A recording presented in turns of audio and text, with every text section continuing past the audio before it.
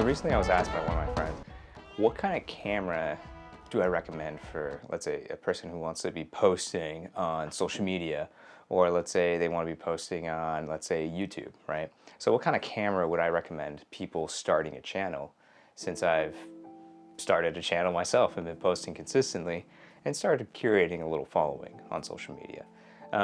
That's an interesting question because it depends. It depends on a couple things, and I would say it breaks down to, I guess, like 5 tiers, I suppose. And what I mean by those tiers is like, how much effort and money are you willing to spend to be creating videos, right? So let's actually break these down. So let's actually start with the first tier that I have. First tier of, let's say, making YouTube videos and being a content creator and whatnot is actually first starting off with your phone.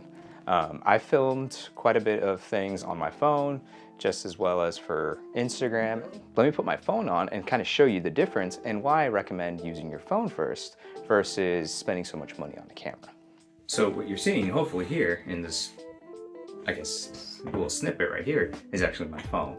I always encourage people just use your phone because it's, one, it is the easiest thing to use because it's always on you. Two, it's something that you probably already own. Most modern cameras could shoot 4K, if not full HD, fairly well. And you could just essentially add, let's say, a good microphone to your phone, and it really changes everything. So, especially for most people who are just gonna be posting on social media, not necessarily trying to become high quality content creators right off the bat, it's the easiest thing to do. So, you know, most iPhones, iPhone Pros, any sort of like Samsungs, or even the Google Pixel 6 that I have here, do a pretty good job. So let's switch back cameras now, and let's talk about, I guess, like the next tier over. Since we got the phone out of the way, let's kind of go into the very beginner sort of like tier, I would say. So essentially, anything that you're willing to spend like $500 or for to essentially have a very simple microphone, camera, lens, and it's just ready to go, right? I actually have a list here on my phone. So I actually looked over on eBay recently. It was funny. The very same camera that I bought a couple years ago, which was a Nikon D5600, used with a kit lens and a decent microphone, was about, I think, $400 used.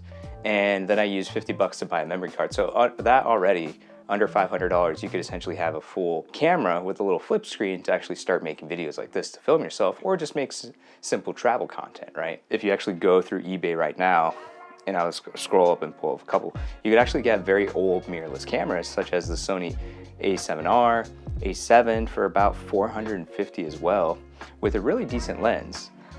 You could get something like a Sony PowerShot, which was a very simple point and shoot film and camera with decent autofocus. If you really want to pay just like close to the 500 range with taxes, you could get a pretty good like Nikon 700, which I think shot 4K, I believe, or at least like full HD really well, and really good photo camera as well. So I'd say that's kind of like the entry level, just have a camera that could record full HD very well. And now let's kind of go into the more modern, high quality content creator cameras that are out there. Since, you know, I'm a Nikon creator myself, content creator myself, I would recommend, if you can afford it, it's more on the higher end, between I think about $800 to $700. And it's the Nikon Z30, which is really marketed towards anyone who's a content creator. And it has a lot of nice little features to be sharing on social media and whatnot.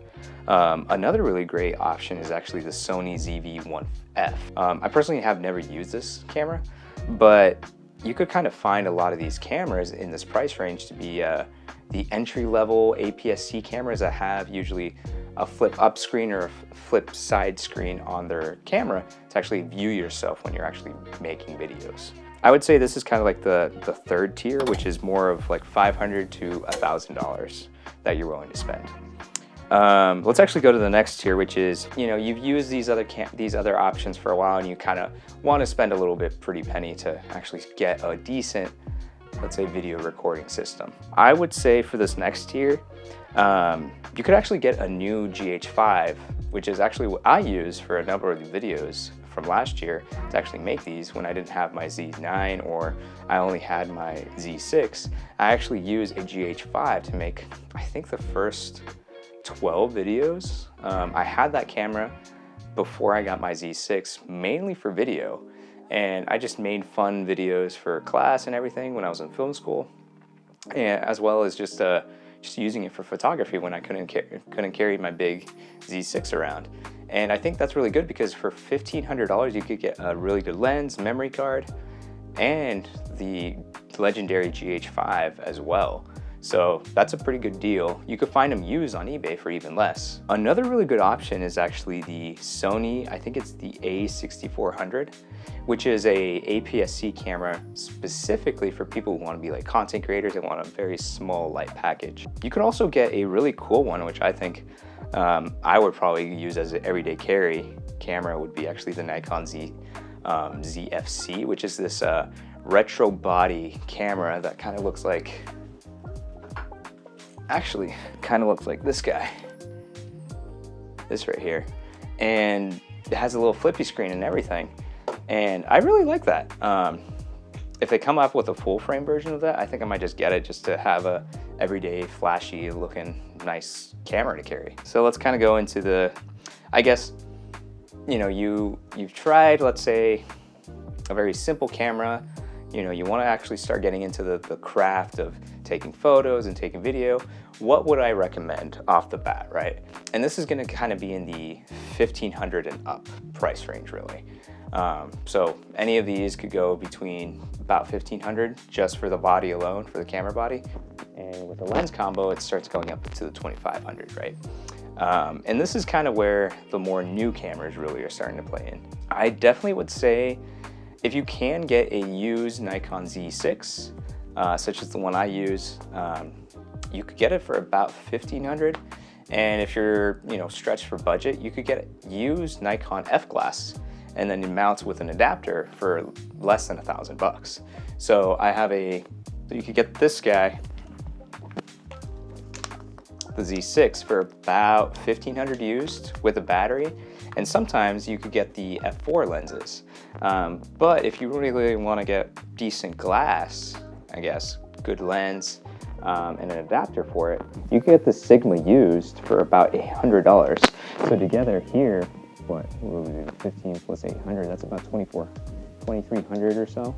And then get a good mic, you could essentially have a really good setup for, in most cases, I would say audio is probably going to be the next best thing to spend money on.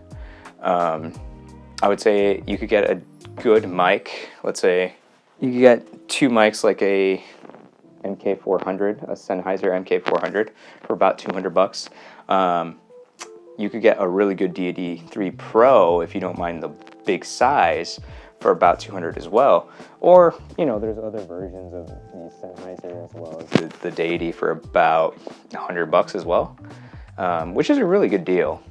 But I think what's more important if you are going to be starting a channel, right, as a content creator, there's a couple other little tips I would recommend. So if you are actually going to be deciding to do this, right, one, don't invest a lot of money up front to do it, right, because you don't know if you're actually going to be enjoying it.